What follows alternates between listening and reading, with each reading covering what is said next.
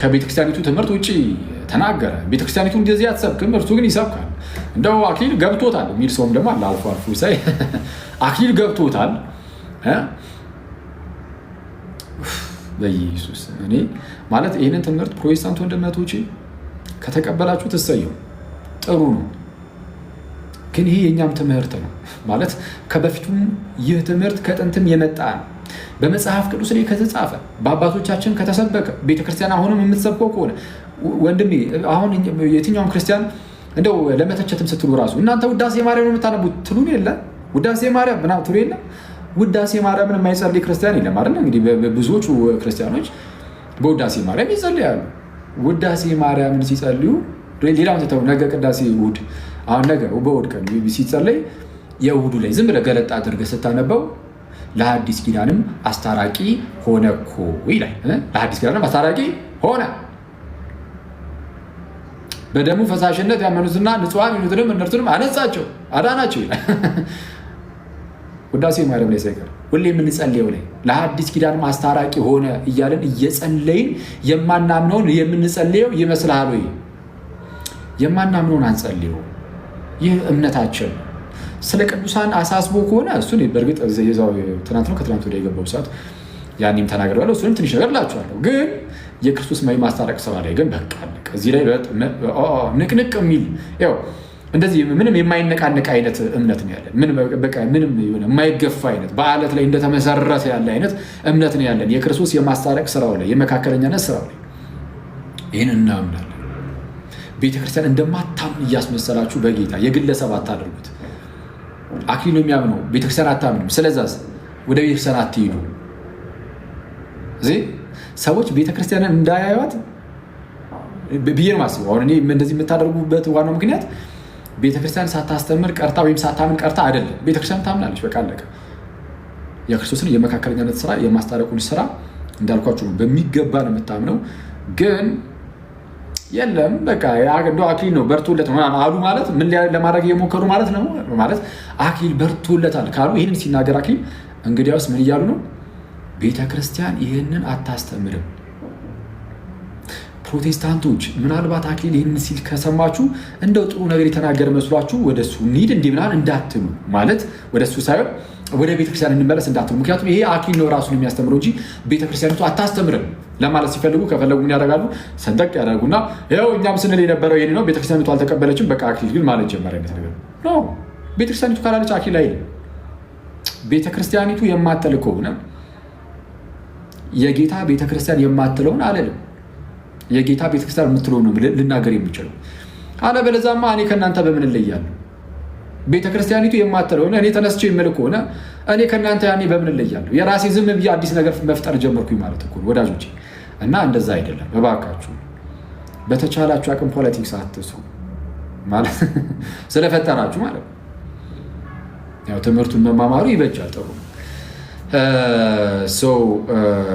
የክርስቶስን የማስታረቅ ስራ በቤተ ክርስቲያናችን ውስጥ እጅጉን የታመነ ነው። እንዳልኳችሁም ምን ያህል የታመነ ነው ከተባለ በተለይ በዚህ በኢትዮጵያ እስካየሁት መካከለኛ የሚለውን ቃል ኢቭን ለሌሎች ለቅዱሳን ራሱ ሲሰጥ አላየሁም። ለጌታችን ብቻ ሲሰጥ ነው ያየሁት። ምክንያቱም ክርስቶስ መካከለኛ ሲሆን በሞቱ ምናምን ቤዛ ሆኖ ሲያስታርቀን ማለት ነው። ያስታረቀን እግዚአብሔርና ሰውን አይደል ያስታረቀው? እግዚአብሔር አለ፣ ሰው አለ፣ እግዚአብሔርና ሰውን ያስታረቀው። እግዚአብሔርና ሰውን ሲያስታርቅ ጌታችን በሁለቱም ወገን ያለ ሆኖ ነው። ምን እያልኩኝ ነው? ክርስቶስ እርሱ ስግው ቃል ነው። ቃል እግዚአብሔር ነበረ። ያ እግዚአብሔር የነበረው ቃል ደግሞ መጥቶ ስጋ ሆነ አይደል? አዎ ቃል እግዚአብሔር ነበረ ሲል ስለዛ ቃል ከአብ ጋር አንድ ነው። ቃል እግዚአብሔር ነውና መጥቶ ደግሞ ስጋ ሆኗል ብለዋልና ከስጋ ከኛ ጋር ደግሞ ስንት ነው? አንድ ነው። የኛን ስጋ ተዋህዷልና ስለዚህ ቃል ስጋ ሆኖ አንድ ሆኗል ጌታችንና መድኃኒታችን ኢየሱስ ክርስቶስ። ውህድ የሆነ አንድ ባህሪ ስላለው ከአምላክም ከሰውም የሆነ አንድ ውህድ ባህሪ ስላለው ያ ባህሪው የአምላክም የሰውም ነው እና የአምላክ እንደመሆኑ ከአብ ጋር አንድ ነው። የሰው እንደመሆኑ ያው ራሱ አንዱ ባህሪ ደግሞ ከኛ ጋር አንድ ነው። ከሁለቱም ወገን ነውና አምላክነትና ሰውነትን ያስታርቅ ዘንድ እርሱ የተገባው ነው። በቃ ይሄ ነው እንዴ። ይህንን ሊክድ የሚችል የለም። እናንተ ሰዎች ይህንን ጭራሽ በጣም የምናብራሩ እንዴ። ማስረጃ ከቅዱስ ዮሐንስ አፈወርቅ ውሰዱ። ቅዱስ ዮሐንስ አፈወርቅ ከክርስቲያናችን አባት እኮ ነው። ቤተክርስቲያን አታስተምርም ማለት እነ ቅዱስ ዮሐንስ አፈወርቅ አላስተማሩም ማለት ነው እንዴ? እኛ እኮ የምንጠቅሰው እኮ አሁን ያለ መምህር ምናምን ብቻ እኮ አይደለም። መለስ ብለን እኮ መጽሐፍ ቅዱስንና አባቶቻችን እኮ የምንጠቅሰው። አባቶቻችን ከጠቀሱት በቃ የኛ ትምህርት ነው። አባቶቻችን ካስተማሩት በእመኑ በቃ የኦርቶዶክስ ትምህርት ነው ትምህርት። ዝም ብላችሁ የአባቶችን ትምህርት ናና ከዛ በኋላ ኦኬ አባቶች እዚህ ትምህርት ላይ ደርሰዋል ብላችሁ ካያችሁ በስነስርዓት አጥንታችሁ ማለት ነው ካገኛችሁ ያ እርሱ የኛ ትምህርት ነው፣ የቤተ ክርስቲያን ትምህርት ነው። መጽሐፍ ቅዱስን በአባቶች መነጽር በደንብ አድርጎ ያነበበ ሰው መጽሐፍ ቅዱስ ላይ ያሉ አስተምሮች ሁሉ የኛ አስተምሮች ናቸው። ስለዛ የምንቆርጠው ነገር አይኖርም። ስለዛ ክርስቶስ ከዛ አንጻር አምላክም ሰውም ሆኖ ከማስታረቁ አንጻር መካከለኛ ይባላል። ሰውም አምላክም ሰውም ሆኖ አስታርቆናልና ከሁለቱም ወገን ሆኖ ከዚህ አንጻር ብቻውን መካከለኛ ነው ጌታ። ከዚህ አንጻር ብቻውን መካከለኛ ነው። እመቤታችንም ሌሎቹም ከዚህ አንጻር መካከለኛ ተብሎ አይጠሩም። ኦኬ ታዲያ ቅዱሳን ምንድን ነው? ቅዱሳንስ ይማልዳሉ፣ እንደው ያስታርቁናል፣ ይጸሉልናል፣ ይለምኑናል ትሉ የለም እንዴ? ለአንዳችን መልጃ ማቅረባችን እሱን የሚያስተው ነው አይደለም? ስለዚህ የቅዱሳንን መልጃም የሚያስተው አይደለም። አለቀ። አንዳችን ለአንዳችን ጸሎት እንጸልያለን አይደል? ቅዱሳን ከኛ በስጋ ልክ ሲለዩ ወደ ጌታ ነው የሚሄዱት ይታወቃል። እና ወደ ጌታ ከሄዱ በኋላ ከጌታ ጋር ሆኖ ስለኛ ሊጸልዩ አይችሉም ነው? ማን ያለው? እስቲ አንድ ጥቅስ ስጡኝ በጌታ ከኛ ከተለዩ በኋላ ቅዱሳን አይጸልዩም፣ ስለኛ መጸለይ አይችሉም፣ መማለድ አይችሉም የተባለበት 2 እና 3 ጥቅስ አይደለም፣ አንዲት ጥቅስ። እኔ ከየት አምጥታችሁ እንደዚህ ትምህርት የፈጠራችሁት? አክሊልኛ እኮ ማለት እዛ ከሄዱ በኋላ እንዴት አድርጎ ያዩንና ነው አሁን የሚል ሰው ይኖር ይሆን? እንዴት አድርጎ ያዩናል ምናምን እሱን አሳያቸዋለሁ እንደሚያዩ ማለት ነው። እዚህ ያለውን ጉዳይ እውቀቱ እንዳላቸው እዚህ ስላለው ጉዳይ ለሱ ማሳይ ይሰጣቸዋለሁ። ግን ባያውቁ ራሱ አለማወቃቸው ከምልጃ ምንትን ይላቸዋል፣ ያስቆማቸዋል። ባያውቁ ራሱ አለማወቃቸው እዚህ ምድር ላይ የሚከናወነውን ነገር ባያውቁ ራሱ እዚህ ምድር ላይ ምን እየተከናወነ እንደሆነ አለማወቃቸው ከምልጃ ያቆማቸዋል አያቆማቸውም? አንዳንድ ሰው ያቆማቸዋል፣ ምን ካላወቁ እንዴት አድርገው ይጸልያሉ ሊል ይችላል። ኦኬ ባጭሩ እንደዚህ እንመልሰው። ለምሳሌ እናንተ የምትጸልዩት ለምታውቁት ሰው ብቻ ነው? ዝም ብላችሁ በየትኛውም ዓለም ላለው ለየትኛውም ሰው ዝም ብላችሁ አትማሉ? መጽሐፍ ቅዱስ ሲናገር ስለ ሰዎች ሁሉ ምልጃን አቅርበዋል እንጂ ስለምታውቋቸው ብቻ አቅርቡ ይላል አይልም። ምልጃን አቅርቡ ያለው ስለ ሰዎች ሁሉ ነው። ምልጃ እንዳቀርብላቸው ሰዎችን ሁሉ ለወቃቸው አንዴ ሰላም ገሌ ይባላል፣ እስቲ የተወሰነ ችግር ካለ ምናምን የምጸልይበት ነገር እባክህ ንገረኝ። ኦኬ እሱን ሰማ። ሌላ ሰው ጋር ትሄድና ሰላም ላንተ፣ እንዴት አለ አበበ፣ እንዴት አለ፣ እስቲ እንደው እንድጸልይልህ ፈልጌ ነበር ግን ችግሮችን አላውቅም፣ እስቲ አሳውቀኝ። ከዛ በኋላ በቀሉ ጋር ትሄዳለህ፣ አዳነች ጋር ትሄዳለህ። እሺ እሳቸው ጋር አትሄድም ትላለህ። ለማንኛውም እዚህ ሁሉ ሰው ጋር እየሄድክ ያለባቸውን ችግር እየሰበሰብክ ከዛ በኋላ ለእነሱ ልጸልይ አትልም። መጽሐፍ ቅዱስ የሚናገረው ስለ ሰዎች ሁሉ ጸልዩ ነው። ስለ ሰዎች ሁሉ ለመማለድ ምልጃን ለማቅረብ ምልጃን አቅርቡ ስለሚል ማለት ነው። ስለ ሰዎች ሁሉ ምልጃን ለማቅረብ ደግሞ የሰዎችን ሁሉ ችግር ማወቅ አይጠበቅብህም። በቃ ዝም ብለህ ስለ ሰዎች ትጸልያለህ። ስለዚህ በሰማይ ያሉ ቅዱሳን ባያውቁ ኖሮ ራሱን ያልኳችሁ እንደሚያውቁ አሳያችኋለሁ ያለው ግን ባያውቁ ኑሩ ራሱ እዚህ የሚከናወነው ነገር ባያውቁ ራሱ ከምልጃ አያግዳቸውም፣ አያስቆማቸውም። ይሄ ከምልጃ ሊያስቆማቸው አይችልም። ይኸው እንዳልኩ አንተ ሰዎችን ሁሉ አለማወቅህ ለሰዎች ሁሉ እንዳትጸልይ ካላደረገ፣ አንተ ሰዎችን ሁሉ አለማወቅህ ለሰዎች ሁሉ ምልጃን እንዳታቀርብ ካላደረገ፣ እንግዲያውስ ቅዱሳንም ስለኛ ዓለም አሁን ላይ ያለንበት ሁኔታ ባያውቁ ኖሮ ራሱ ያልኩ ደግሞ አክሊል አያውቁም ብሏል ብላችሁ እንዳመጡ ሌላ ላይፍ እንዳታስገቡኝ። እንደዚህ ነው ባጠራነው ቁጥር ትምህርት ይሆነናል ኖርማል እና ቅዱሳን ኢቨን ባያውቁ ኖሮ ራሱ ኖሮ ራሱ ባያውቁ ኖሮ ራሱ ጸሎት እንዳያቀርቡ ወይም ምልጃን እንዳያቀርቡ አያደርጋቸውም። ግን ያውቃሉ። እንደሚያውቁ እንደማሳያ ነገር ከመጽሐፍ ቅዱስ ላሳያችሁ። ለምሳሌ ሁሌ የሚጠቀስ ጥቅስ ቢሆንም ግን ለማስታወስ ያህል ራዕይ ምዕራፍ 6 እናውጣና አትሊስት እንደሚያውቁ ያሳያል። ያ አይደለ? አውቅ ያሳይ እንደሚያውቁ አትሊስት እዚህ ያለውን ነገር ያሳያል። ኦፍ ኮርስ 5ኛው ማተብ ላይ ነው ቁጥር 9 ላይ ማለት ነው።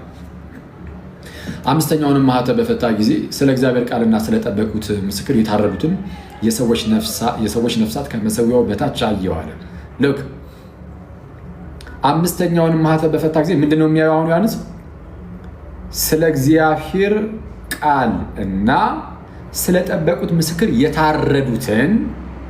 የታረዱትን የሰዎች ነፍሳት ከመሠዊያው በታች አየው። አሁን የሰዎችን ነፍሳት ያያል። የምን አይነት ሰዎችን? የሰማዕታትን ነፍስ፣ ስለ እግዚአብሔር ቃልና ስለጠበቁት ምስክርነት የታረዱትን ሰዎች ነፍሳት፣ ቅዱሳን ነፍሳትን፣ የቅዱሳን ሰዎችን ነፍሳት ማለት ነው። ቅዱሳን የምላቸው እነሱ በስጋ ቢቀበሩ ነፍሳቸው ዛናት። ነፍሳቸው ፐርሰን ከነፍሰን ጋር ነው፣ ማንነት ከመንፈስ ጋር ነው፣ ማነው ከነፍስ ጋር ነው የሚቀጥለው ባይዜ እና ከጌታ ጋር ይሆናሉ ነው። እሺ እና ከመሠዊያው በታችን የሚለው በነገራችን ላይ እዚህ ላይ ምናልባት ላይ ከሆነ ከመሠዊያው በታችን የሚለው እና አንዳንዶች ይህንን ይይዙና በመልኩ ያስቀምጡታል። ከመሠዊያው በታች አይደል የሚለው በኤርሲያናችን ውስጥ መሠዊያ ምንድን ነው? ቅዱስ ታቦት አይደል? ታቦት ነው። በአዲስ ኪዳን ታቦት መሠዊያ ነው። ቅድስት ጠረጴዛ መሠዊያ ይባላል ታቦት እና ከመሠዊያው በታች የቅዱሳን ነፍሳት ነው ያሉት እና አሁንም ይሄ መሠዊያውን ምናምን ወይም ታቦቱን በቅዱሳን ስም መሰየም ምናምን ከዛ አንጻር ነው። በፊት ላይ የቅዱሳን የሰማዕታትን አጽማቸውን ምናምን እየወሰዱ ምንድነው ይሄ መሠዊያው ላይ ምናምን ከታች ወይ ምናምን ነገር ያደርጉና ወይ ከሱ ይሰሩትና ምናምን ከዛም በሱ ስም በዛ በሰማዕቱ ስም ምናምን ይጠራል። እንደዚህ ስያሜዎች ነገሮች ይኖራሉ እና ከዛ አንጻር ነው አንዳንዴ በእነርሱ ስም የምንጠራው የቅዱሳን ነፍሳት ኢቭን በራእይ መልክ ሲታይ ራሱ ከመሠዊያው በታች ሆኖ የሚታየው ነፍሳቸው ማለት ነው እና ከዛ አንጻር ነው። ለማንኛውም ግን እነዚህ ነፍሳት አየና በታላቅ ድምፅም እየጮሁ አለ። እነዚህ የቅዱሳን ነፍሳት ማለት ነው፣ የሰማዕታት ነፍሳት በታላቅ ድምፅም እየጮሁ ቅዱስና እውነተኛ ጌታ ሆይ እስከ መቼ ድረስ አትፈርድም? ደማችንንስ በምድር በሚኖሩት ላይ እስከ መቼ አትበቀልም አሉት። እነዚህ ነፍሳት የማን ነፍሳት ናቸው? የሰማዕታት ነፍሳት። እነዚህ የሰማዕታት ነፍሳት ደግሞ ምን ብለው ተናገሩ? በታላቅ ድምፅ እየጮሁ ቅዱስና እውነተኛ ጌታ ሆይ እስከ መቼ ድረስ አትፈርድም? እንዳልፈረደ አውቀዋል። ይኸው እስከ መቼ ድረስ ነው የማትፈርደው? እየገመቱን የሚሰው ይኖረው እስከ መቼ ድረስ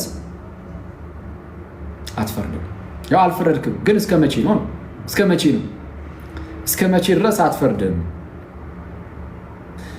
ደማችንንስ በምድር በሚኖሩት ላይ እስከ መቼ አትበቀልም? ይህንን ጥቅስ ያመጣሁት ለምንድን ነው? ምድር ላይ የሚከናወነውን ነገር እግዚአብሔር እስከገለጠላቸው ድረስ ሊያውቁ እንደሚችሉ ማሳያ አስበው ነው። ስለዚህ ያውቃሉ። ጸሎት፣ ልመና፣ ምልጃ ደግሞ ማለት የማያደርጉበት ምክንያት ራሱ የለም። ይህን በነገራችን ላይ ፕሮቴስታንቲዝም ሲጀመር አካባቢ አሁን በሉትራኑ ሳይድ ምናምን ለምሳሌ ይሄ ይታመናል። ሉትራኖች ከፕሮቴስታንት ውስጥ ሉተራኖች ቅዱሳን ይማልዳሉ ስለኛ ኢንቮኬሽንን ባይቀበሉም ግን እነሱ ቅዱሳን ኢንጀነራል ስለእኛ ስለሁላችን ይጸልያሉ ብለው ያምናሉ። ፕሮቴስታንቶች ራሱ ሉተራኖቹ አሁን ላይ ያሉት እነዚህ ጴንጤዎቹ ምናምን ናቸው። እነሱ የቅርብ ጊዜ የመጡት ማለት ነው። እነሱ ትንሽ ከታሪካዊ ክርስትናም እንግዲህ ከመጽሐፍ ቅዱስ ሀሳብም ትንሽ ራቅ ስላሉ እነሱ ናቸው እንጂ ይሄ ይታወቃል። እሺ የቅዱሳኑ ምልጃ እንዴት ያለ ነው? በቃ ቅዱሳኑ ስለኛ ይጸልያሉ። እኛ በመንፈሳዊ ሕይወታችን እንድንበረታ ያደርገናል። ባጭሩ ክርስቶስን በመምሰል ሕይወት ውስጥ እንድናድግ ያደርገናል። ያ የእነርሱ ምልጃ ከኃጢአት እንድንርቅና ወደ እግዚአብሔር እንድንጠጋ ጉልበትም ይሆነናል። ልክ እንደዛ ማለት ነው እና በተለያዩ ጉዳዮች ላይ ጸሎታቸው ሊሰራልን ይችላል በሕይወታችን ውስጥ ማለት ነው በተለያዩ ጉዳዮቻችን ላይ እና ይህንን እንደዚህ ያዘናድርግ።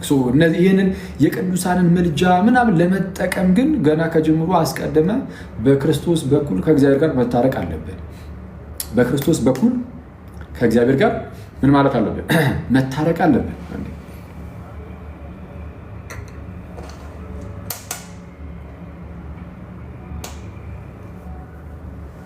እሺ ከእግዚአብሔር ጋር ከታረክ በኋላ ነው የቅዱሳን ምልጃ እያገኘ ደግሞ የምትሄደው። ከዚህ አንጻር ልንመለከተው ይገባል እና በወልድ በኩል ወደ አብ መቅረብ የሚባል ነገር ይሄ እንግዲህ መጽሐፍ ቅዱሳዊ ነው። አባቶቻችን ትምህርትም የሚታወቅ ነው። ሰው ወደ አብ መቅረብ ከፈለገ ርቀን የነበርን እኛ ወደ አብ መቅረብ ከአብ ጋር መታረቅ እንደማለት ነው። ከአብ ጋር ያ የጠፋውን ግንኙነት መጀመር ከእግዚአብሔር ጋር ከቅድስት ሥላሴ ጋርም ልትሉት ትችላላችሁ እና ከእግዚአብሔር ጋር ድጋሜ ይህ ምንድነው ሪስቶር የሚያደርገው የሚታደሰው ያ ግንኙነታችን በክርስቶስ ኢየሱስ ስራ ነው። በክርስቶስ በኩል እግዚአብሔር አምላክ ልጁን ላክ። አብ ልጁን ልኳል። አብ ልጁን ልኳል። ልጁ እኛ ድረስ መጥቷል። ስጋ ሆኖ አብ ስጋ ሆኖ ወልድ ነው ስጋ ሆኖ ወልድ ስጋ ሆኖ እኛ ድረስ መጥቷል። ስለዚህ እርሱ መካከለኛ ሆኖ በእርሱ በኩል ወደ አብ የምንቀርብ ነን። በቃ አለቀ። በወልድ በኩል ወደ አብ እንቀርባለን የሚለውን ትምህርት የምናመቻምቸው አይደለም። ይሄ እዚህ ላይም በጣም ጋይዝ ይህንን በጣም ማወቅ አለብን።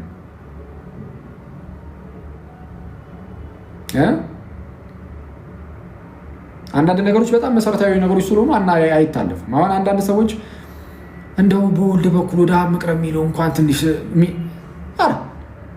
ኧረ በኢየሱስ ስም በወልድ በኩል ወደ አብ መቅረብ የሚለው ማለት ካልተቀበልከው ትጠፋበታለህ፣ ሞትህን ትሸምታለህ እንጂ ምንም የሚፈጠር ነገር አይኖርም። ይህንን አሁን ልካድ ብትል ራሱ እንዴት ትክደዋለህ? ቅዱሳት መጽሐፍት ሁሉ በግልጽ የሚናገሩለትን አባቶች ሁሉ በግልጽ የሚያስተምሩበትን ትምህርት ብድግ ብለህ አንተ እንደው እንደዚህ የሚባል ነገር የለም። እንደዛ የሚሉ ሰዎች ስላሉ እንደዛ የሚሉ ሰዎች ስላሉ ነው ሳይሆን አንድ ሰው ናቸው ያሉት ይቅርታ አስተምራለሁ ምናምን ስለሚሉ እና አስቸጋሪ ነው። በወልድ በኩል ወደ እግዚአብሔር መቅረብ አለ። አብ ከሳበው በቀር ወደ እኔ የሚመጣ ማንም የለም አለ ጌታ ኢየሱስ። አብ ከሳበው በቀር ወደ እኔ የሚመጣ የለም። አብ ከሳበው በቀር ወደ እኔ የሚመጣ የለም ስላለ በወልድ ወደ አብ መቅረብ የሚለው ያን ያህል አይደለም፣ የሚያስፈል ነገር አይደለም። አብ ከሳበው በቀር ሲል ቀጥታ ጥቅሱን እንመልከተው ከተባለ የተወራው ስለ አይሁዳውያን ከምን አንጻር አብ ከሳበው በቀር ወደ እኔ የሚመጣ የለም ሲል ስለዛ ወደ ወልድ ለመቅረብ አብ ግዴታ ሊሰባቸው ይገባል ማለት ነው። አብ ካልሳባቸው ግን ወደ ኢየሱስ አይመጡም ሰዎች ማለት ነው። ስለዛ ሰዎች ወደ ኢየሱስ ያልመጡት ለካስ አብ ሳይሰባቸው ቀርቶ ነው ምናምን እንድትሉ አይደለም። ይልቁንም አይሁዳውያን በሰዓቱ ቅዱሳት መጽሐፍትን ያነባሉ፣ ብሉያትን ከእግዚአብሔር የሚማሩ ናቸው። ቅዱሳት መጽሐፍት ደግሞ ጠቅላላ የሚሰብኩት ስለ ክርስቶስ ኢየሱስ ነው። ጌታ ኢየሱስ በዮሐንስ ወንጌል ምዕራፍ 5 ቁጥር 39 ላይ እንደተናገረው እናንተ በመጽሐፍት ሕይወት ማግኘት እንደሚቻል ይመስላችኋል፣ እነርሱ ሁሉ ግን መጽሐፍት ሁሉ ማለት ነው ስለ እኔ ይናገራሉ ይመሰክራሉ አለ። ስለ እርሱ የሚመሰክሩ ከሆኑ ቅዱሳት መጽሐፍት ሁሉ ሰው ከእግዚአብሔር ከተማረ የምርም እግዚአብሔርን የሚከተል የሚያመልክ ሰው ከሆነ አንድ አይሁዳዊ ማለት ነው የምርም እንደዛ ከሆነ በብሉይ ኪዳን ያሉ መጽሐፍትን ማንበብ ማወቅ አለበት። ከዛ ደግሞ የእግዚአብሔርን ድምፅ መስማት አለበት። አብን መከተል አለበት። የምርም እግዚአብሔርን ሲከተል አብን የሚከተል ከሆነ ማንን ይከተላል? ወልድን ደግሞ ይከተላል። አያ ከአብ የሰማ የተማረ ወደ ማን ሄዳ? ወደ ክርስቶስ። ምክንያቱም መጽሐፍቱ ሁሉ የሚጠቁሙት ክርስቶስ ኢየሱስን ነው። 45 ላይ ሁሉም ከእግዚአብሔር የተማሩ ይሆናሉ ተብሎ በነቢያት ተጽፏል። ከማን የተማሩ? ከእግዚአብሔር የተማሩ ይሆናል። ስለዛ ከእግዚአብሔር ከተማረ አንድ ሰው ወደ ማን ይጠጋል? ወደ ክርስቶስ። ወደ ክርስቶስ የሚጠቁሙ የእግዚአብሔር ትምህርት። ስለዛ ምን አልቀጠል አድርጎ እንግዲህ ከአብ የሰማ የተማረም ሁሉ ወደ እኔ ይመጣል፣ ወደ እኔ ይመጣል። ስለዚህ አብ ከሳበው በቀር ሲል ምን ማለት ነው? ከአብ የሰማ የተማረ አይሁዳውያንን ያው እነርሱ ሁሉም ከእግዚአብሔር የተማሩ ይሆናል ተብሎ ተነግሮላቸው ነበርና እንደዚህ ያደረጉ። አሁን በዋናነት የሚያመለክተው እሱን ነው። አሁን እዚህ ክፍል ላይ ማለት ነው አውዱ ውስጥ መለከቱ ከዚህ አንጻር የሚታይ ነው እና ለማንኛውም ግን ምንም ሆነ ምን ሌላም ትርጉምም ሊኖረው ይችላል ኦፍኮርስ እና ቢኖረውም ሌላ ትርጉም ቢኖረውም ግን በክርስቶስ በኩል ወደ አብ መቅረብ የሚለውን ነገር ግን ማለት በቃ ምንም የሚተካ አይደለም። በቃ ያ ራሱን የቻለ ትልቅ የሆነ እምነታችን ነው። በወልድ ወደ አብ መቅረብ የሚለው በወልድ ወደ አብ መቅረብ ግን እንዴት ነው? በወልድ ወደ አብ መቅረብ እግዚአብሔር ልጁ ኢየሱስ ክርስቶስን ላከው። ከዛ በኋላ በዮሐንስ ወንጌል ምዕራፍ 1 ላይ እንደተነገረው ወደ ገዛ ወገኖቹ መጣ፣ የገዛ ወገኖቹ ግን አልተቀበሉትም። ለተቀበሉት ግን በስሙም ለሚያምኑት ለእነርሱ የእግዚአብሔር ልጆች የሆኑ ዘንድ ስልጣንን ሰጣቸው ይላል አይደለ? ክርስቶስ ኢየሱስን ለተቀበሉት ለእነርሱ ኢየሱስ ምን ሰጣቸው? የእግዚአብሔር ልጆች የሆኑ ዘንድ ስልጣንን ሰጣቸው።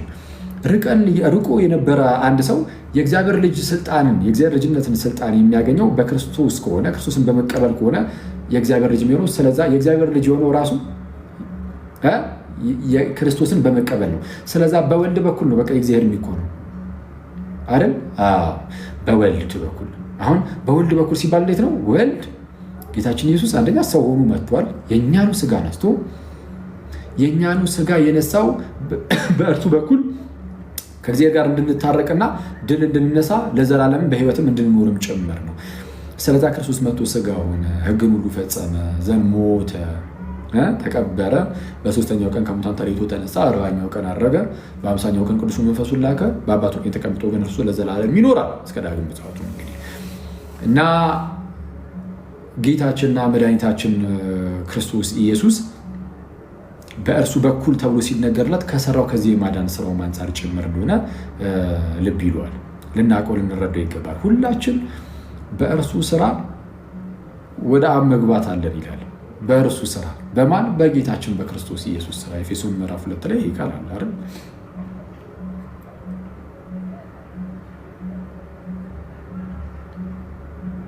ያው እንደዚህ ይላል። ሀሳቡን በደንብ እንድትረዱት ከላይ ጀምራችሁ አንብቡ። ስለ አይሁዳውያንና ስለ አህዛብ ስለ ግሪክ ሰዎች ያነሳና የግሪክ ሰዎች ወይም እነዚህ አህዛብ የሚባሉት ከእግዚአብሔር ርቀው ይኖሩ ነበረ።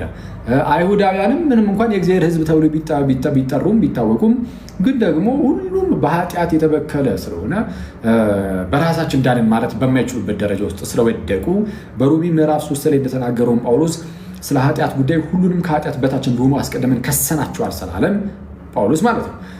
አይሁዳውያንም አህዛብ ሁሉም ከኃጢአት በታች ሆኖ እርስ በርስ ደግሞ ተጣልተዋል እንጂ አይሁዳውያንና አህዛብም አይሁዳውያን አህዛብ ምን ይሏቸዋል? እናንተ ኃጢአተኞች ያልተገረዛችሁ ይሏቸዋል። እነማንም? አህዛብ ያልተገረዙ ቆላፋን ናቸው። እና ሁለቱም ደግሞ ምንድነው በመካከላቸው ጥል አለ፣ የጥል ግድግዳ አለ፣ በአይሁዳውያንና በአህዛብ መካከል ጭምር ማለት ነው። እና አይቀላቀሉም። አሁን አይሁዳውያን ከአህዛብ ጋር አይቀላቀልም፣ አብሮ አይበላም ምናምን፣ ትልቅ የጥል ግድግዳ አለ። የተገረዘ ካልተገረዘ ጋር ህብረት አያደርግም። እሺ፣ ይህን እያነሳ ይናገራል እና እንዲህ ይላል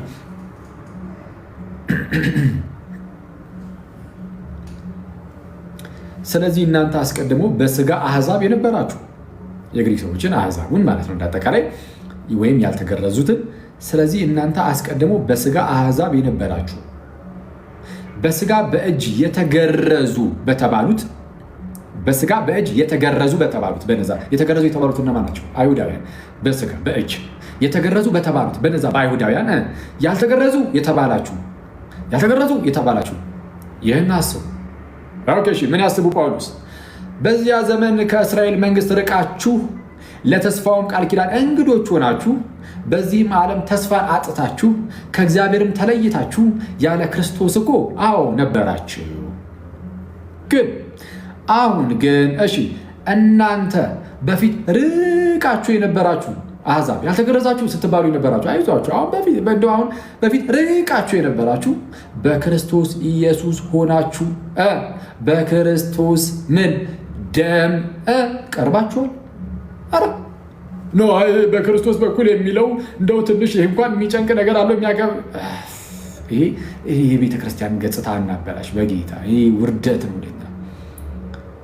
በክርስቶስ በኩል የሚለው የታመነ ትምህርታቸው አለቀ። ርቀው የነበሩት እነርሱ በማን ቀረቡ? ርቀው የነበሩት አሕዛብ በክርስቶስ ደም ቀርባችኋል።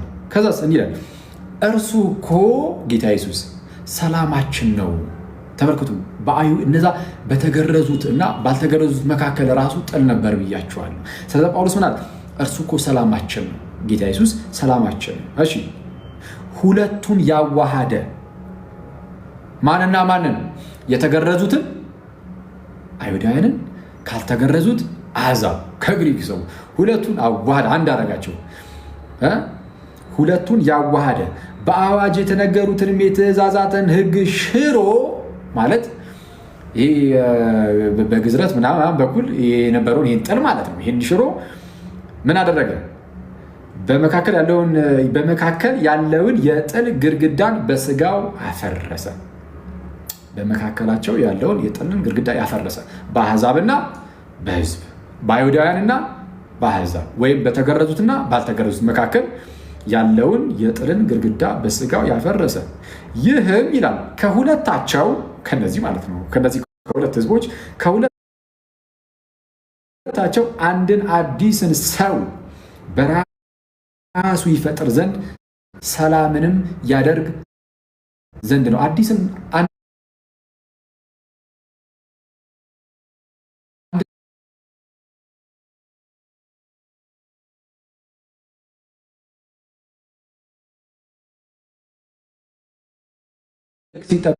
ከጌታ ጋር አንድ ይሆናል። ሁለቱም ማን ላይ ተገናኙ? ተመልከቱ ጋይስ፣ አሕዛቡ እዚህ ጋር አለ፣ አይሁዱ እዚህ ጋር አለ። ሁለቱም በመካከላቸው አደገኛ የጥል ግድግዳ ነበር። በቃ እንደዚህ አይመጡም። አይሁድ መጥቶ አይተባበርም፣ አለቀ። እንዲህ ነበሩ፣ በቃ ተራርቅ። በመካከላቸው አደገኛ የጥል ግድግዳ ነበር። ጌታችንና መድኃኒታችን ኢየሱስ ክርስቶስ መጣና ይህን የጥል ግድግዳ አፈረሰው። ሰላማችን ነው ተብሎ ማለት ነው። እና አፈረሰውና ከሁለቱ አንድ አዲስን ሰው ሊፈጠር አለ። እንዴት ነው አዲስን ሰው የሚፈጥረው? የአይሁድ ይመጣና በክርስቶስ ኢየሱስ ያምናል፣ አምኖ ይጠመቃል። ያኔ ከጌታ ጋር አንድ ይሆናል። ይህ አሕዛብም ያልተገረዘው በፊት ያልተገረዘው ሰውዬ ማለት ባይገረዝ ራሱ በክርስቶስ ኢየሱስ አምኖ ይጠመቃል። ሲጠመቅ ከጌታ ጋር እሱ መጥቶ አንድ ይሆናል። ልክ ጌታችን ኢየሱስ ላይ መጥቶ ከጌታ ጋር አንድ ሲሆን፣ ይህም መጥቶ ከጌታ ጋር አንድ ሲሆን፣ በክርስቶስ በኩል እነሱ ራሳቸው አንዱ ነው። አሕዛቡ ከአይሁዱ ጋር አንድ ሆነው አንድ አዲስ ሰው የክርስቶስ ክርስቲያን አዲስ ፍጥረት የሚባል ዳግም የተወለዱ አዲስ ፍጥረት አንድን አዲስ ፍጥረትን ከሁለቱ የራሱ አደረገ የራሱ አደረገች። ጥልንም በመስቀሉ ገድሎ በእርሱ ሁለታቸውን በአንድ አካል ሁለቱንም አሕዛብንም አይሁድንም በስንት አካል? በአንድ አካል ይህም አካል የራሱ የክርስቶስ ነው። በአንድ አካል ከእግዚአብሔር ጋር ያስታርቅ ዘንድ ነው። ከእግዚአብሔር ጋር አስታርቋል ኢየሱስ። ይህንን የሚክድ የለም። ስለዛ በአንድ አካል ከእግዚአብሔር ጋር ያስታርቅ ዘንድ ነው። ሁለቱንም አሕዛብ የለ አይሁድ የለ፣ ሁሉንም ከእግዚአብሔር ጋር ያስታረቀው ጌታችን ኢየሱስ ነው፣ በስራው ማለት ነው። ጥልን በምኑ ገድሉ? በመስቀሉ ገድሉ። ርቀው የነበሩት በማን ቀርቧል ተባለ? በክርስቶስ ደም። ይህንን የክርስቶስን ደም የጥሉን ምንድን የመስቀሉን ስራ ምናምን አስቀድሞ ያነሳል። ከዚም ዝቅ ብላችሁ ምን ይላል? መጥቶም ይላል ጌታችን ኢየሱስ ርቃችሁ ለነበራችሁ ለእናንተ ሰላምን፣ ርቃችሁ ለነበራችሁ ለእናንተ ሰላምን፣ ቀርበው ለነበሩት ለራሳቸው ለአይሁዳውያንም ጭምር ሰላምን የምስራች ብሎ ሰበከ። ከዛስ ቁጥር 18 ላይ በእርሱም ስራ በጌታችን ኢየሱስ ስራ ማለት ነው ሁላችን አይሁዳውያንም አሕዛብም ማለት ነው። ሁላችን ሲል አይሁዳውያንም አሕዛብም በአንድ መንፈስ ወደ አብ መግባት አለንና። በማን ስራ? በኢየሱስ ስራ። ቤት ስራው በመስቀል ላይ ስራው ጥልን በመስቀሉ ገድሎ ርቃችሁ የነበራችሁ እናንተ በክርስቶስ ደም ቀርባችኋል ብሎ እንደተናገረው በእርሱ በክርስቶስ ኢየሱስ ስራ በአንድ መንፈስ ወደ አብ መግባት አለን። በማን ስራ? በክርስቶስ ስራ። በወልድ ወደ አብ መቅረብ አለ የለም? ይሄ ማለት ምንም ዳውት ራሱ ይኖር እዚህ ላይ ጥርጣሬ ራሱ አይኖርም።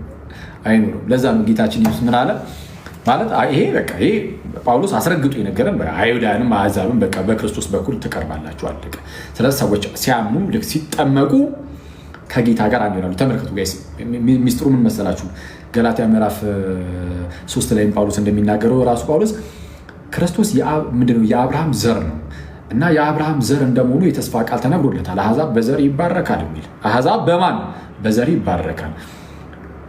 ክርስቶስ የአብርሃም ዘር ነው እና ክርስቶስ ልክ ሲመጣ አሕዛብ በዘሮች ይባረካሉ አልነበረም ያለው? የተስፋው ቃል ሲሰጥ ምንድን ነው ያለው? አሕዛብ በዘሮች ይባረካሉ ነው የተባለው ወይስ አሕዛብ በዘር ይባረካል? አሕዛብ በዘር ይባረካል። እሺ፣ ስለ ብዙዎች እንደሚናገር በዘሮች አይልም ይላል ጳውሎስ ገላትያ 3 ላይ።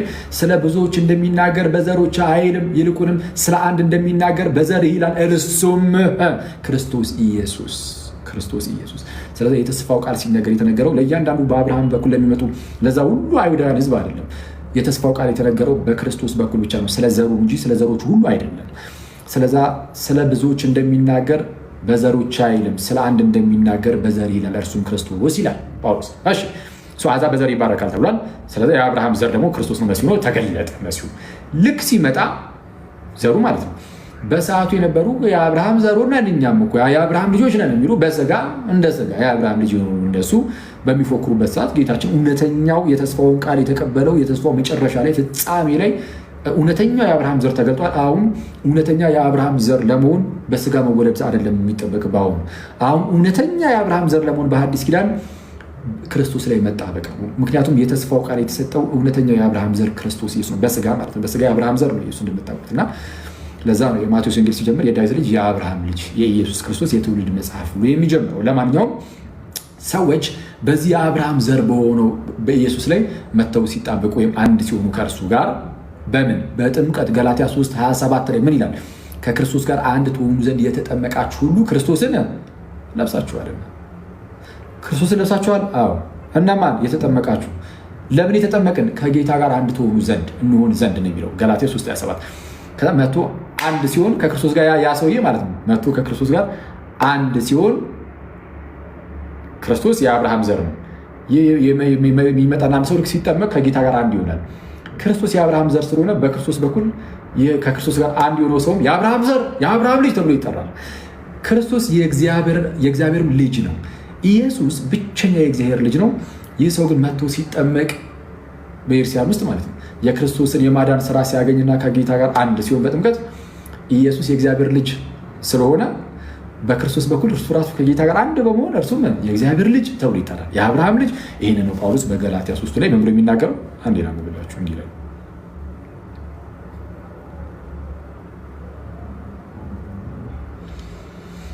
ከክርስቶስ ጋር አንድ ትሆኑ ዘንድ የተጠመቃችሁ ሁሉ ክርስቶስን ለብሳችኋልና አይሁዳዊ ወይም የግሪክ ሰው የለም፣ አይሁዳዊ የለም፣ የግሪክ ሰው የለም፣ ባሪያ ወይም ጨዋ ሰው የለም፣ ወንድም ሴትም የለም፣ ሁላችሁ በክርስቶስ ኢየሱስ አንድ ሰው ናችሁ። በክርስቶስ ኢየሱስ አንድ ሰው ናችሁ። እያንዳንዱ አይሁዳዊ የለም፣ የግሪክ ሰው የለም፣ መጥቶ ሲጠመቅ ከጌታ ጋር አንድ ይሆናል። አይሁዳዊ ይመጣና ከጌታ ጋር አንድ፣ የግሪኩ ሰው ወይም አሕዛብ ይመጣና ሲጠመቅ ከጌታ ጋር አንድ፣ ወንድ ይመጣና ሲጠመቅ ከጌታ ጋር አንድ፣ ቆንጂት ትመጣና ሲጠመቅ ከጌታ ጋር አንድ፣ ባሪያ ጨዋ መና ሁሉም ሲመጣ ሲጠመቅ ከጌታ ጋር አንድ። ስለዚህ ሁላችሁም በክርስቶስ ስንት ናችሁ? አንድ። ከዛ ምን ይላል? ቀጠል አድርጎ እናንተ የክርስቶስ ከሆናችሁ ከጌታ ጋር አንድ ስትሆኑ የማናችሁ? የክርስቶስ ናችሁ ከጌታ ጋር አንድ ስትሆኑ። የክርስቶስ ከሆናችሁ ደግሞ ይላል እንኪያስ የአብርሃም ዘር የክርስቶስ ናችሁ ከሆናችሁ እንኪያስ የአብርሃም ዘር። ቅድም እንዳልኳችሁ ስለ ተስፋው ቃል ሲናገር አሕዛብ በዘር ይባረካል ብሎ ስለ ብዙዎች እንደሚናገር በዘሮች ሳይል ስለ አንዱ እንደሚናገር በዘርህ ብሏል እና የክርስቶስ ከሆናችሁ የዛ የአብርሃም ዘር የእርሱ የክርስቶስ ከሆናችሁ እንኪያስ የአብርሃም ዘር እንደ ተስፋውም ቃል ምን ወራሾች ደግሞ ናችሁ። ወራሾች ናችሁ። ወራሾች የሆናችሁት በጥምቀት ከጌታ ጋር አንድ ስለሆናችሁ በእርሱ በኩል የአብርሃም ዘር ወይም የአብርሃም ልጆች እና የእግዚአብሔር ልጅም ስለሆናችሁ ነው። የእግዚአብሔር ልጆች የሆናችሁት እንዲህ በክርስቶስ በኩል ነው። በክርስቶስ በኩል የእግዚአብሔር ልጅነት አለ። ወደ እግዚአብሔር ልጅነት ተመለስን። በክርስቶስ በኩል ከእግዚአብሔር ጋር ታረቅን። ለዛ ነው በሮሜ መልእክቱ ምዕራፍ 5 ላይ ምን የሚለው የተወደደ ሐዋርያው ቅዱስ ጳውሎስ መልእክታቱ በኢየሱስ። ለዛ ነው ባይዜ ቤተክርስቲያናችን እኔ በፊት ከዚህ በፊትም ብያችሁ ሊሆን ይችላል ድሮ በፊት ትላለህ መጽሐፍ ቅዱስ ገና ልክ ማንበብ ስጀምር እንግዳ ነኝ ምናምን ለመጽሐፉ ከዛ ታነብ የጳውሎስ መልእክት ግራ ይገባኝ ነበርና ጳውሎስ እችኛዋን ግን ባትላት ኖሮ ያመኛል ያውኔ ያዝብላል ግን አለማወቅ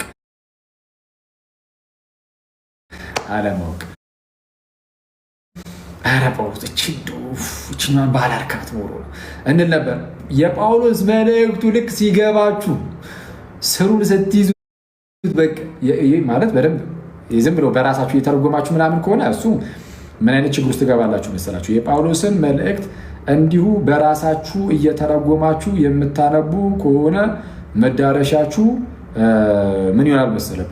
ጴጥሮስ እንዲህ ይላል ከጳውሎስ መልእክት ጋር በተያያዘ በጣም ጥንቃቄም ደግሞ ይፈልጋሉ። ለዛ ነው የጳውሎስ መልእክት በጣም ጥንቃቄ ይፈልጋል። እንደዚህ ዝም ብለህ የመጀመሪያ ለምታየው ነገር ምናምን ወደ ስህተት ለመሄድ ምክንያት ሊሆንብህ ይችላል። በጣም በርካቶች የጳውሎስን መልእክት እያነበቡ በርካቶች ውልቋል። ጥንታዊ ኖስቲክ መናፍቃን በእውቀት ነው መዳን የሚሉ ሰዎች ሳይቀሩ ጳውሎስን ይጠቅሱት ነበረ። ጳውሎስን እያነበቡ ከጳውሎስ ማስረጃ አለን እያሉ ከጳውሎስ እየመዙ ሲወድቁ አይተናል። በኋላ ላይ በፕሮቴስታንቶች ጸጋ ብቻ የሚለው ትምህርታቸው እንግዲህ ጳውሎስ ባይደግፋቸውም ቅሉ ትላለህ። ይህ ቅሉ ለምዶብኛል። እሺ ጳውሎስ ባይደግፋቸውም ግን ከጳውሎስ እንመዛለን ይላሉ። ጸጋ ብቻ የሚል ትምህርት ለጳውሎስ እንግዳ ነው ማለት ሪፎርመሮቹ ሀዳሲያኑ ሲነሱ ጸጋ ብቻ ሲሉ ነፃ ፍቃድ የለም ብለው ነው። እነ ሉተር ምናምን እነ ካልቪን ምናምን ነፃ ፍቃድን የሚክዱ ሰዎች ናቸው። ይህ ምንፍቅና ነው። ባይዜ የሰውን ነፃ ፍቃድ ፍቆ ሌላ ነገር ሌላ እግዚአብሔርን ጭራሽ የሆነ ታሪክ ውስጥ ማስገባት እመጣበታለሁ፣ አሳያችኋለሁ። ይህ ምንፍቅና ነው። እነ ሉተር በዚህ ምንፍቅና ውስጥ የወደቁ ናቸው። እነ ጆን ካልቪን እዚህ ምንፍቅና ውስጥ የወደቁ ናቸው። እና ለማንኛውም ጸጋ ብቻ ብለው ሲመጡ እነሱም ግን የአውግስቲን ኢንፍሉዌንስ ቢኖርም የኖስቲሲዝም ኢንፍሉዌንሱ እንዳለ ሆኖ ደግሞ ከጳውሎስ እንጠቅሳለን ይላሉ። እና ሰው የጳውሎስን መልእክት ስታነቡ ሁሌም ጥንቃቄ ይፈልጋል። ለዛ ነው ጴጥሮስ ራሱ ስለ ጳውሎስ መልእክት ተናግሯል። በመልእክቱ ስለ ጳውሎስ መልእክት ተናግሯል ጴጥሮስ ራሱ። ምን ብሎ በሁለተኛ መልእክቱ ጴጥሮስ ማለት እንዲህ ይላል ምዕራፍ 3 ቁጥር 15 ይላል የጌታችንም ትዕግስት መዳናችሁ እንደሆነ ቁጠሩ። የጌታችን ትዕግስት መዳናችሁ እንደሆነ ቁጠሩ። እሺ እንዲሁም የተወደደ ወንድማችን ጳውሎስ ደግሞ እንደተሰጠው ጥበብ መጠን ጻፈላችሁ እኮ ጽፎላችኋል። እና በመልእክቱም ሁሉ ደግሞ እንደነገረ ስለዚህ ነገር ተናገረ። እርሱም በምን በመልእክቱ በጽሁፉ ከዛስ በእነዚያ ዘንድ ግን ለማስተዋል የሚያስቸግር ነገር አለ። በእነዚያ ዘንድ ታዲያስ ያልተማሩትና የማይጸኑትም ሰዎች ሌሎችን መጽሐፍት እንደሚያጣምሙ እነዚህን ደግሞ የጳውሎስን ጽሁፎች መልእክታት እነዚህን ደግሞ ለገዛ ጥፋታቸው ያጣምማሉ። ስለዚህ የጳውሎስን ጽሁፍ እንዳታጣምም መጠንቀቅ አለብን።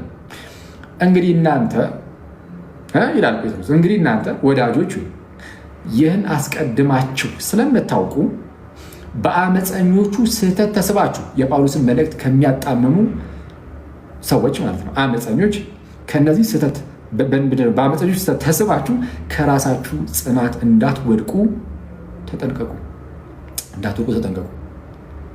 ይልቁንም ነገር ግን በጌታችን በመድኃኒታችን በኢየሱስ ክርስቶስ ጸጋና እውቀት እደጉ፣ ለእርሱ አሁንም እስከ ዘላለም ቀን ድረስ ክብር ይሁን አሜን ይላል። ስለዚህ የጳውሎስ መልእክት ጥንቃቄ ይፈልጋል። እና በፊት እኔ ሳነበው እንዳልኳቸው የተወሰነ ግራ ያጋባኝ ስለነበር ጳውሎስ ችኛን ባላልካት ኖሮ አልነበርና ከዛ በኋላ ግን የተወሰነ እያነበባችሁ ስትሄዱ በኤርሲያን ውስጥ ስትማሩ ትንሽ ቢሆን ያኔ ጳውሎስን ትወዱታላችሁ። ከዛ በኋላ ከቅድስት ቤተክርስቲያናችን ጋር ሆናችሁ ምን ትላላችሁ? ተገንጥላችሁ አለ ከቤተክርስቲያን ጋር ሆናችሁ ምን ትላላችሁ? ቤተክርስቲያን በየቅዳሴው ምን ትላለች? ተውህቡ መራሁት ለአቡነ ጴጥሮስ ወድንግልና ለዮሐንስ ካልን በኋላ ምንድን ነው ስለ ጳውሎስ ወመልእክት ለአቡነ ጳውሎስ እስመ ውእቱ ብርሃነ ለቤተክርስቲያን ምንድነው? ይሄ መሪነት ቁልፍ ለጴጥሮስ ተሰጠው፣ ድንግልና ለዮሐንስ ተሰጠው። መልእክት መጽሐፍ ግን ለጳውሎስ ተሰጠው፣ እርሱ ለኢርዛን ብርሃኗ ነውና ትላለች ቤተክርስቲያን። ከቤተክርስቲያን ጋር ሆናችሁ ጋይዝ አንዴ የጳውሎስን መልእክት በደንብ መረዳት ከጀመራችሁ በኋላ በቃ በፍቅሩ ጠብ ብላችሁ ጳውሎስ በጣም የተወደደ ሰው በጣም ወዳችሁት ከቤተክርስቲያን ጋር ሁሌ መልእክትስ በቃ ለጳውሎስ ተሰጠው እርሱ ለቤተክርስቲያን ብርሃኗ ነውና እያላችሁ መናገር ትጀምራላችሁ። ስለዛ እና ያው የጳውሎስ መልእክታት በጣም የሚደንቁ ናቸው። ለማንኛውም ወደ ቀድሞ ነገር ስንመለስ የተወደደው ጳውሎስ ደግሞ በሌላ ስፍራ በነገራችን ላይ የጳውሎስን መልእክት ሁሌ የምናነበው ታውቃላችሁ። ቅዳሴ ካለ በቃ እዛ ቅዳሴ ላይ ሁሌ በቤተክርስቲያናችን ውስጥ የጳውሎስ መልእክት ይነበባል። የጳውሎስ መልእክት የማይነበብበት ቅዳሴ የለም። እና ቅዳሴው ከተነበበ በኋላ ራሱ ምንድነው ቅዱስ ሐዋርያው ጳውሎስ ሰናየ መልእክት ፈዋሲ ርያን አለም ነው ሄድኩበት። ኧረ ዛሬ ጋር አስቆሙኝ፣ በኋላ እንዳትሄዱብኝ፣ አሁን ብታስቆሙኝ ይሻላል። አይ ግን የምር ግን ሰናየ መልእክት የበጀ የተወደደ ቅዱስ ጳውሎስ ወይ እያለ ነው የምናዜመው። መልእክት የተወደደ ቤተክርስቲያን ከጳውሎስ መልእክት በደንብ ፍቅር የያዛት ናት። በጣም የምትወደው የጳውሎስን መልእክት እኛ ግን ደካሞች ሆነን የጳውሎስን መልእክት በደንብ ላናነብ ስለምንችል ልንወዛገብ እንችላለን። እንዳንወዛገብ በኤርሲያን በደንብ እናጥና እናንብበው። በኤርሲያን መረዳት። ምክንያቱም ጳውሎስ መልእክትን ሲልክ ለቤተ ክርስቲያን ነው የሚልከው። ለምሳሌ ወደ ገላትያ ሰዎች መልእክትን ሲልክ ጳውሎስ ገላትያ ላይ ያሉ ሰዎች ምንም የማያውቁ ሆነው አስቀድመው ተቀምጠው ከዛ በላይ የገላትያ መልእክትን እንደ አዲስ አንበው እንደዚህ ነው ብለው ይረዳሉ? ወይስ አስቀድመው ትምህርትን አግኝተው ጨርሰው ተጠምቀው ምናምን አንዳንድ ጉዳዮች ሲፈጠሩ ነው የጻፈላቸው? አስቀድመው ለተማሩ የክርስትና ትምህርት ላወቁ አስቀድመው ከእነርሱ የተማሩ የተጠመቁ ሰዎች ናቸው። ገላትያ 3:27 ላይ ለምሳሌ ከክርስቶስ ጋር አንድ ትሆኑ ዘንድ የተጠመቃችሁ ይሌላ። አሁን ቅድም እንዳነበብኩላችሁ ስለዛ ተጠምቀዋል። ኦልሬዲ የተጠመቁት ደግሞ የክርስትና ትምህርትን ተምሮ ነው። ሳይማሩ ዝም ብሎ መጠመቅ የለም። ስለዛ የተጠመቁ የተማሩ ናቸው የገላትያ ሰዎች። በእነርሱ መካከል ግን አንዳንድ ጂዶ ክርስቲያንስ ገብተው ሲያውኳቸው ጳውሎስ ጻፈላቸው። ሲጽፍላቸው ምን ብሎ ይጽፍላቸው? ጥሩ ነው።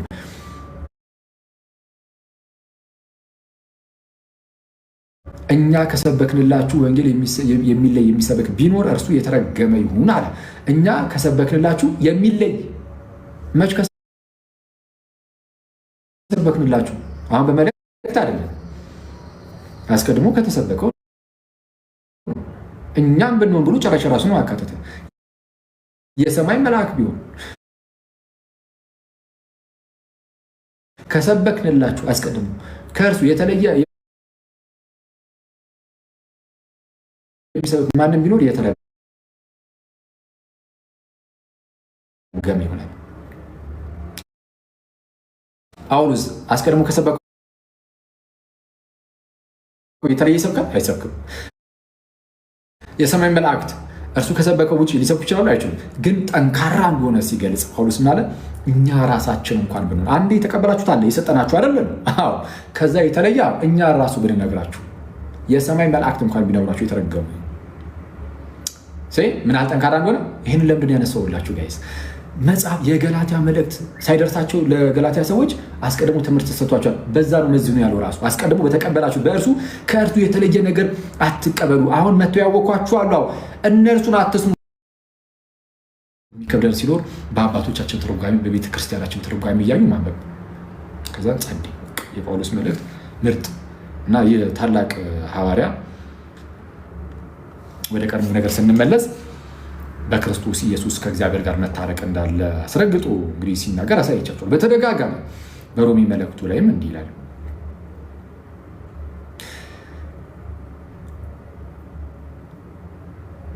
እሺ ከቁጥር 5 ጀምሮ በተሰጠንም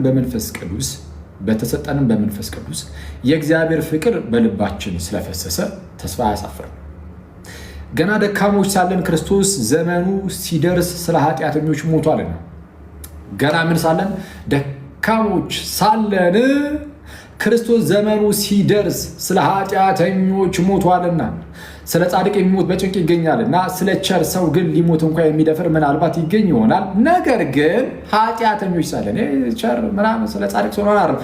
ነገር ግን ኃጢአተኞች ሳለን ክርስቶስ ስለ እኛ እኮ ሞቷልና እግዚአብሔር ለእኛ ያለውን የራሱን ፍቅር ያስረዳል አይደል? አዎ። ቁጥር 8 ላይ ነገር ግን ገና ኃጢአተኞች ሳለን ወይም ደግሞ እግዚአብሔር የታረቀን በልጁ ሞት በኩል ነው። በቃ አለቀ። ይህን ማን የሚክድ ኦርቶዶክስ የለም። ይህ ትምህርት የግለሰብ አይደለም፣ የቤተ ክርስቲያን በተደጋጋሚ ነው ይኸው ያሳያችሁ። ለዛ ነው ጌታ ኢየሱስ ምን ብሎ የተናገረው በዮሐንስ ወንጌል ምዕራፍ 14 ቁጥር 6 ላይ እኔ እውነት መንገድና ሕይወት ነኝ አለና በእኔ በቀር ወደ አብ የሚመጣ የለም። በቃ በእኔ በቀር ወደ አብ የሚመጣ የለም። ሰው በክርስቶስ ካላመነ ካልተጠመቀ ከጌታ ጋር አንድ አይሆንም። ከጌታ ጋር አንድ ሳይሆን እንዴት ወደ እግዚአብሔር ይቀርባል? አይቀርብም። በቃ በሞት ውስጥ ይኖራል። ስለዛ በወልድ ወደ አብ መቅረብ አለ። ወልድ የእግዚአብሔር ልጅ ነው። የእግዚአብሔር ልጅ ከመሆኑ አንጻር በወልድ በኩል የእግዚአብሔር ልጆች ሁላችን ሆነን ከእግዚአብሔር ጋር ህይወትን እንጀምራለን ታርቀን ነው። ስለዛ በወልድ በኩል ወደ አብ መቅረብ የሚለው ይሄ የምንደራደርበት አይደለም፣ የምንደራደርበት የምንከራከርበትም አይደለም። ይሄን አስረግጠን ነው እየተናገርን ብቻ የምናልፈው። ይህንን የሚቃወም ሰው ካለ ዝም ብለን መናፍቅ ብለን ልናልፍ ራሱ በዛ ደረጃ ድፍረታቸው። ይህንን የሚክድ ሰው ቢኖር ለክርክር የሚያበቃ ሳይሆን መናፍቅ ብለን ወይ የስንዱ ተከታይ ብለን ልናልፍ ነው የሚችለው። ይህን በግልጽ ነው የምናገረው። ይሄ የታመነ ትምህርታችን ስለሆነ ይህንን የሚክድ ካለ ምናልባት የስንዱ ተከታይ ካልሆነ የተማሪያም ተከታይ ካልሆነ በስተቀር እንዲህ ያለ ክርስቲያን የለም።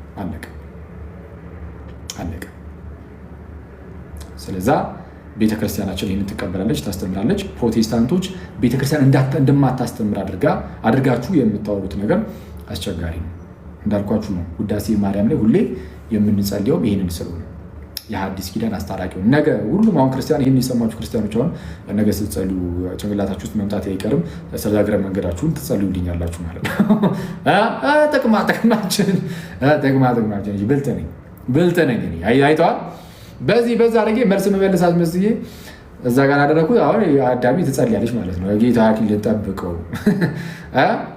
ይህን ደካማ ሰውዬ ይላሉ እና ነገ ሁላችሁም ስትጸልዩ የእሁዱ ውዳሴ ማርያም ላይ ለሐዲስ ኪዳንም አስታራቂ ሆነ ይላል። ለሐዲስ ኪዳንም አስታራቂ መካከለኛ አስታራቂ ሆነ።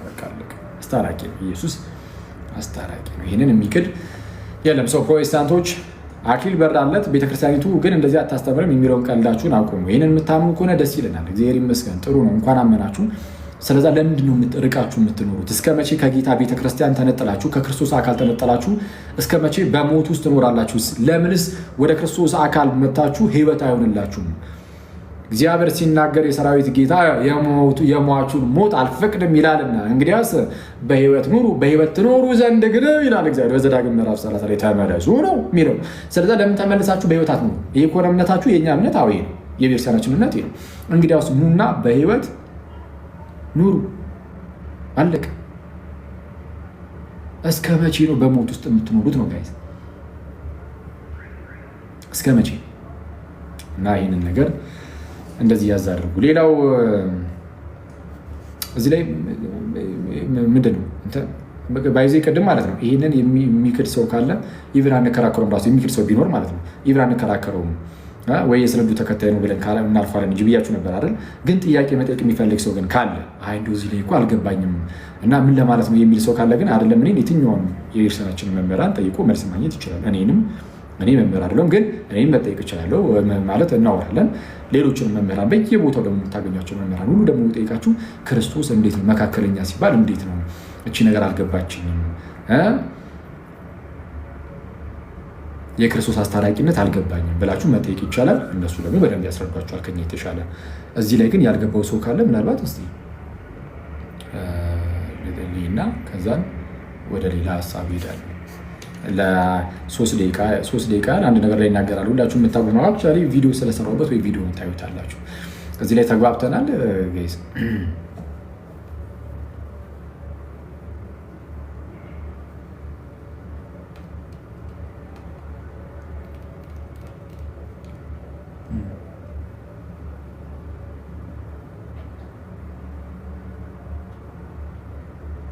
እሺ ቴንክ ዩ በጣም አሪፍ። እሺ በቃ